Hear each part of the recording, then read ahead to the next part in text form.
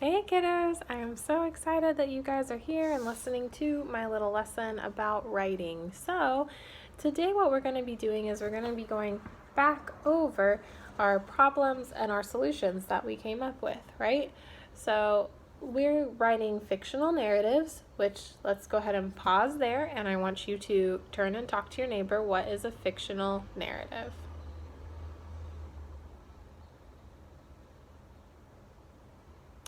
All right, so I bet you guys know by now a fictional narrative is a story that somebody made up, right? It's different than a personal narrative because personal narratives are stories that people actually happen to them, right? Things that actually happen to them and stories that they tell us from that.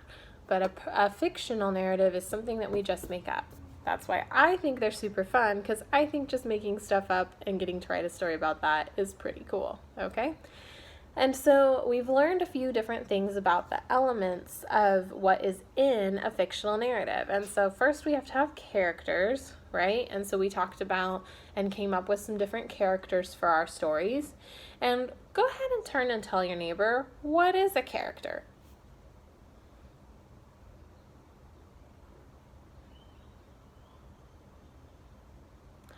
Great. So a character is a person, or sometimes it can be an animal or an object that helps move the story along. They talk, they do things, they interact, and they help us move the story and keep things going. They're the things or people or animals that do the actions in the story.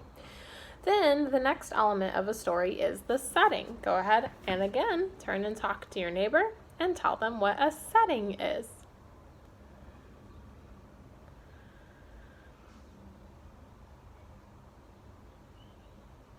Great, I bet you guys came up with some awesome answers. So a setting is the place. It's where the story happens, right?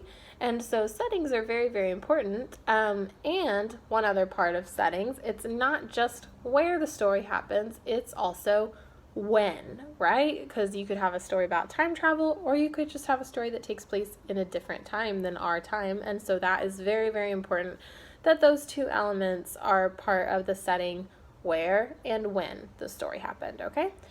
So then, after we have those two things, now we can start coming up with the plot of our story, what's going to happen. And in order for things to happen, we have to have a problem, and then the characters usually will solve the problem some way.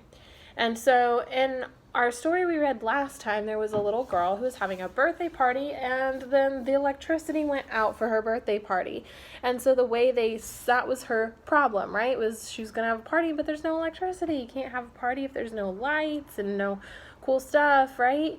And so the way her parents solved it is they turned it into a campfire party, and they had it outside in the backyard, and they had a campfire and all that cool stuff, okay? And so then that inspired us to do our anchor charts, where we came up with our own problems and solutions for our own characters. If you have a neighbor, go ahead and turn and talk and tell your neighbor your favorite problem and solution that you came up with. Great job. So I bet you guys came up with some awesome answers there, okay? And I really wish I could, if you want to email, you want to have your parents send me a blooms or something like that so that I can see some of your cool story ideas, I would love to see them, because I'm sad I don't get to. So today what we're going to do is we're going to be reviewing problem and solution, because this is such an important part of our story, okay guys? So we're going to be talking about what a problem and solution is again. And so in just a second, I'm going to read another story to you.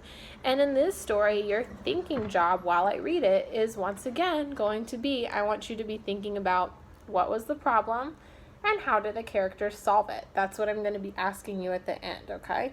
So go ahead and get your listening ears on, your thinking caps on, and I'm going to go ahead and switch over to reading the story off of my computer.